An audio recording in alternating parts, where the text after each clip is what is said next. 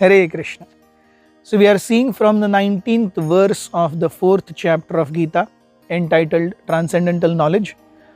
Yesterday we have seen how one who actually sees inaction in action and activity in inaction, he is someone who is seeing things as they are.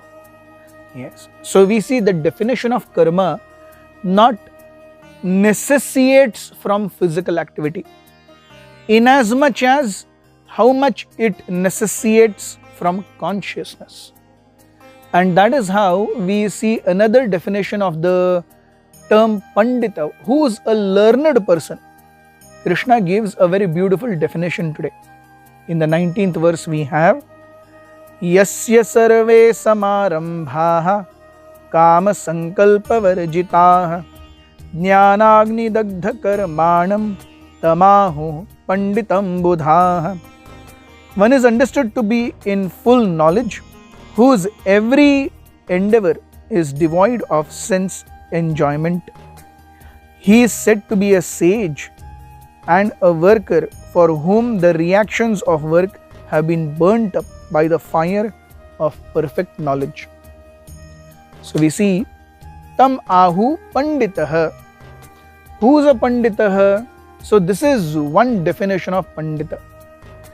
One whose all endeavors in life are devoid of a desire for sense gratification.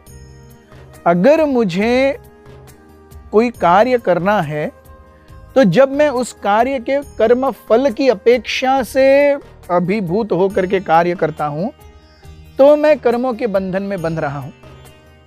अगर मैं यस्य सर्वे समारंभाः, सम आरंभ means beginning, any beginning of a person, काम संकल्प वर्जितः, काम means desire for sense enjoyment.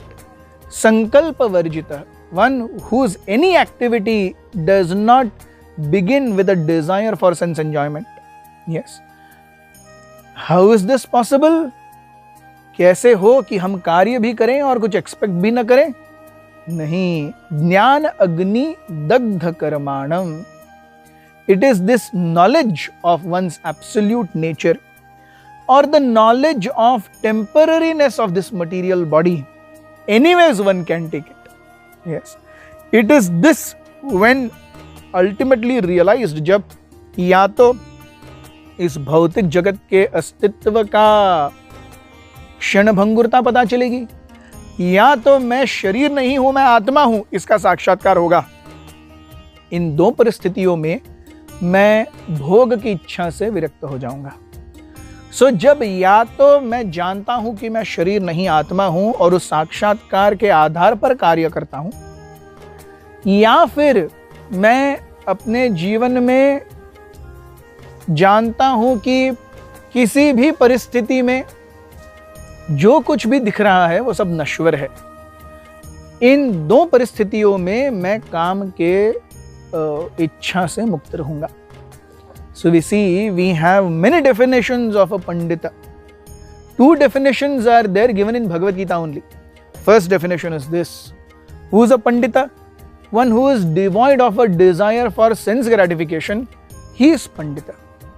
And second, because he understands the temporariness of everything in this material world. Second, he says, Oh, Vidya Vinaya Sampanne Brahmani Kavi Hastini Shuni Chaiva Shvapakecha Pandita Samadarshina. सो विद्या और विनय से संपन्न एक व्यक्ति जब एक व्यक्ति को या एक ब्राह्मण को, एक गाय को, एक हाथी को, एक कुत्ते को, सभी को केवल आत्मा के रूप में देखता है. Yes.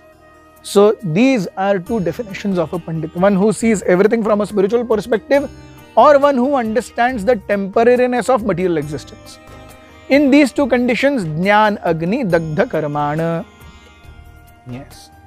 So we see when this Jnana befalls in the consciousness of a living entity, Dagdha Karmana. Dagdha means completely burnt up. When things are burnt up, हम देखेंगे अगर एक बीज ऐसे ही हमने निकाल करके रखा है, 50 साल बाद उसे अगर जमीन में डालेंगे खाद देंगे वो 50 साल बाद जिंदा हो जाएगा, उसमें से पेड़ निकल आएगा। लेकिन अगर उस बीज को रोस्ट कर दिया आग में कड़क, तो कितने भी साल रखो उसको, कितना भी पानी दो, कितना भी सनलाइट दो, कुछ नहीं होगा। उसी प्रकार से हमारी जो काम संकल्प हैं वो कैसे हैं? बीज की तरह हैं। अभी दिखते हैं कि अरे कुछ नहीं है, अब तो मैं साधु हो गया, लेकिन 4-5 दिन बाद हम जैसे थे वैसे ही हो जाते हैं, है कि नहीं? हमने देखा होगा many a times when we think of principles of regulation, when we think of chanting attentively, whenever we think of having association of devotees, we have new year resolutions X, Y, Z, सब कुछ चलता रहता है। yes. लेकिन उस सब का एक आदि है, उसका सब का एक अंत भी हो जाता है। क्यों? वो दग्ध कर्माण नहीं हुआ। जो भोग की इच्छा का बीज है वो अब तक पूरी तरह से नष्ट नहीं हुआ। Yes. So that's why we see jnana is something that burns up the desire for sense gratification. I'll give you a simple example. In a company, anything that happens, any profit that comes for the company, everyone knows that it is for the proprietor. कोई problem नहीं है उसमें। जो भी profit आएगा proprietor का, जो भी प्रॉफिट आएगा प्रोपराइटर का, जो भी प्रॉफिट आएगा प्रोपराइटर का। सब काम किसके लिए करते हैं? प्रोपराइटर के गुलाम के रूप में सभी काम करते हैं। उसी प्रकार जब हम इस भौतिक जगत में काम किसके लिए करना चाहिए? प्रोपराइटर के लिए, है कि नहीं? भगवान बताते हैं भगवत गीता में कितनी बार, अहम सर्वस्य प्रभवो मत्तः सर्वं प्रवर्तते। यस, अहम एवास्य एवाग्रे। यस, मत्तः परतरम नान्यात् किंचिदस्ति धनंजय मयि सर्वमिदं प्रोतं सूत्रे मणिगणैव। यस, मयाध्यक्षेण प्रकृति सूयते सचराचरम। ये सारे यत् करोषि यदश्नासि यज्जुहोसि ददासि यद् तपस्ससि कौन्तेय तत्कुरुषो मदर्पणम। अरे ये सारे भगवान के स्टेटमेंट्स हैं जो बता रहे हैं सब कुछ जो दिख रहा है सब मेरा है। Yes, so when we all work just like in a company, whatever profit comes, it is for the proprietor. Nobody has any problems. Here in this material world, we all want to be proprietors. That is the problem. The moment we understand Krishna is the proprietor, yes, Krishna जिस प्रकार से company, एक व्यक्ति अगर उसको company को बहुत मुनाफा करके देता है तो भी वो कंपनी का हिस्सेदार नहीं बनता, वो he remains on a payroll only. कुछ उसे बोनस मिलता है बहुत, अगर एक्सेप्शनली वेल काम किया तो। yes. और अगर किसी समय कुछ इतना अच्छा नहीं रहा तो भी उसको पगार नहीं मिलता, ऐसा नहीं। उसी प्रकार से हम सब उस एम्प्लॉय के तरह हैं भगवान के। हमारे लिए जो कुछ भी इंद्रिय भोग, मनोभोग, भौतिक भोग के साधन हैं भगवान ने तय करके रखे हैं।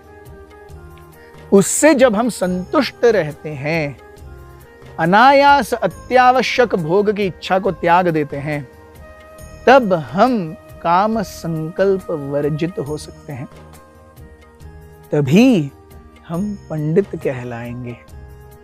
Yes, so as long as I try to encroach upon the facilities of this material world, till that time I remain a thief, and a thief is always liable to be punished.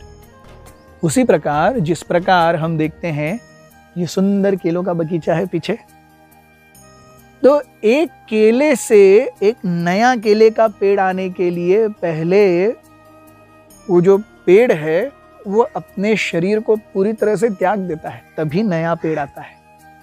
और एक केले के पेड़ में अपनी पूरी जिंदगी में एक ही बार केले आएंगे, उसके बाद वहां से नया पेड़ उगेगा।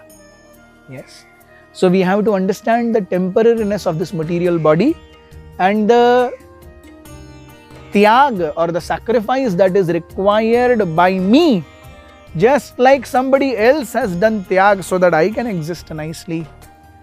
I also have to do tyag when I have to pass on this legacy to the next generation. That is the concept of karma phala tyag. Thank you very much. Hare Krishna.